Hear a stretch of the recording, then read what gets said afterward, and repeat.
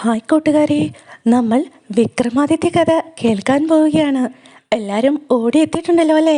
നമ്മളെവിടെ വെച്ചാൽ നിർത്തിയത്?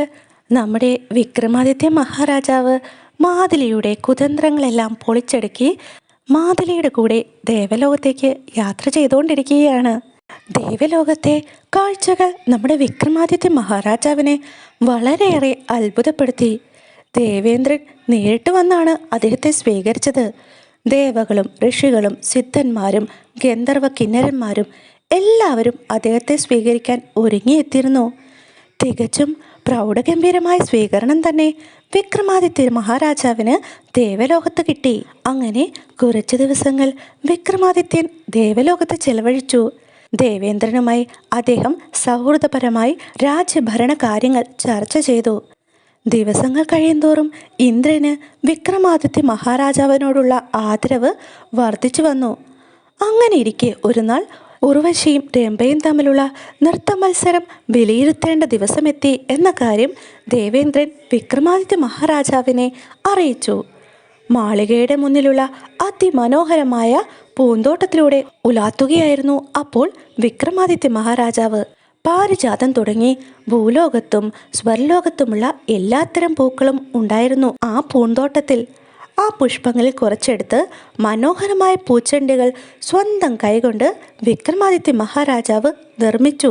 ആ 2 പൂച്ചെണ്ടുകൾ കയ്യിൽ പിടിച്ചുകൊണ്ടാണ് നമ്മുടെ വിക്രമാദിത്യൻ നൃത്ത മത്സരം തുടങ്ങുന്ന വേദിയിലെത്തിയത്. ഉർവശി രംഭമാർ സദസ്സിനെയും വിധികർത്താവിനെയും വന്ദിച്ചു.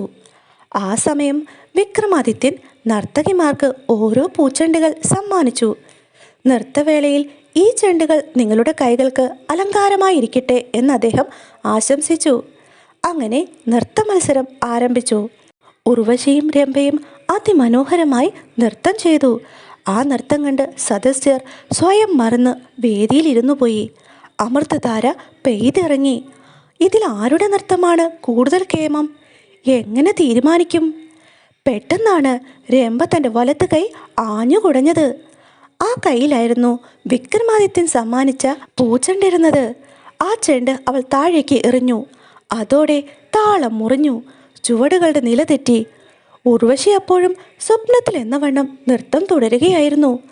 അങ്ങനെ നൃത്ത മത്സരത്തിൽ ഉർവശി വിജയിച്ചു. അവസാന ഘട്ടത്തിൽ എപ്പോഴോ രംഭയ്ക്ക് ചുവട് പിഴച്ചു. എല്ലാവർക്കും അതിമനോഹരമായി നൃത്തം ചെയ്തുകൊണ്ടിരുന്ന രംഭയ്ക്ക് എന്തു പറ്റി എന്നറിയാൻ ആകാംക്ഷയായിരുന്നു. പെട്ടെന്ന് തന്നെ നമ്മുടെ വിധികർത്താവായ വിക്രമാദിത്യൻ എഴുന്നേറ്റു. എന്നിട്ട് ഉറക്കെ പ്രസ്താവിച്ചു, ഞാൻ നൽകിയ ചെണ്ടുകൾക്കുള്ളിൽ കുത്തുന്ന കടന്നലുകളെയും മറ്റും ഒളിപ്പിച്ചിരുന്നു. വളരെ സാവധാനത്തിൽ അതിമൃദുലമായി ആ പൂച്ചെണ്ടിൽ പിടിച്ചിരുന്നെങ്കിൽ കടന്നലുകൾ പുറത്തു വരില്ലായിരുന്നു. ആ രീതിയിലായിരുന്നു ആ പ്രാണികളെ ഞാൻ അടക്കം ചെയ്തിരുന്നത്. ഉർവശി കൈ അമർത്തിയില്ല. രംഭയാകട്ടെ നൃത്തം മുറുകിയതോടുകൂടി സ്വയം പിരിമുറുക്കത്തിൽപ്പെട്ട് കൈകൾ അമർത്തി. ഉള്ളിലെ പ്രാണികൾ നല്ല കുത്തും കൊടുത്തു. സംഗീതവും നൃത്തവും പോലുള്ള കലകൾ അവതരിപ്പിക്കുമ്പോൾ കലാകാരന് ഗർവ് പാടില്ല. അഹങ്കാരമാണ് പിരിമുറുക്കമുണ്ടാക്കുന്നത്. സ്വന്തം ശരീരത്തെക്കുറിച്ച് അമിത ബോധമുണ്ടായാൽ നിലമറക്കും, ചുവട് പിഴയ്ക്കും. സ്വയം മറന്ന് സമർപ്പണ ഭാവത്തോടെ വേണം കല അവതരിപ്പിക്കാൻ. അവിടെ ജയത്തെക്കുറിച്ചോ തോൽവിയെക്കുറിച്ചോ ഉള്ള ചിന്ത പാടില്ല.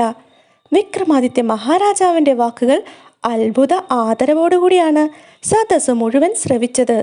കലകളുടെ മർമ്മം ഇത്ര മനസ്സിലാക്കിയ മറ്റൊരാളില്ല എന്നായിരുന്നു ദേവേന്ദ്രൻ്റെ അഭിപ്രായം. 2 നർത്തകികളെയും വിക്രമാദിത്യൻ അഭിനന്ദിച്ചു. ഉർവശിക്ക് പുരസ്കാരം ലഭിച്ചതുകൂടാതെ ദേവനർത്തകികളുടെ നേതൃസ്ഥാനവും കിട്ടി.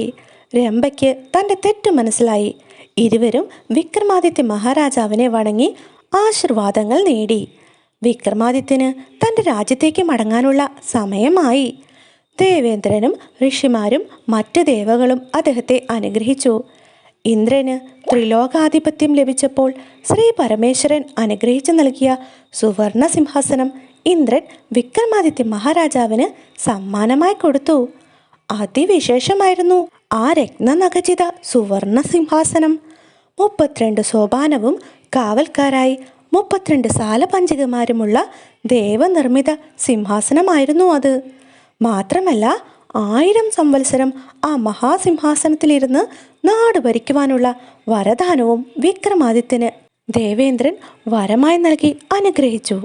അങ്ങനെ ദേവലോകത്തെ സകലരുടെയും അനുഗ്രഹാശിസുകളോടെ വിക്രമാദിത്യൻ ഭൂമിയിലേക്ക് മടങ്ങിപ്പോന്നു.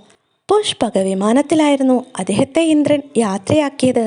ഹായ് കൂട്ടുകാരെ, നമ്മുടെ വിക്രമാദിത്യ മഹാരാജാവ് ഭൂമിയിൽ ലാൻഡ് ചെയ്തിട്ടുണ്ട്. ബാക്കി കഥകളുമായി അടുത്ത ദിവസം വരുന്നത് വരെ ബൈ. അപ്പോൾ കൂട്ടുകൂടാൻ മറക്കല്ലേ.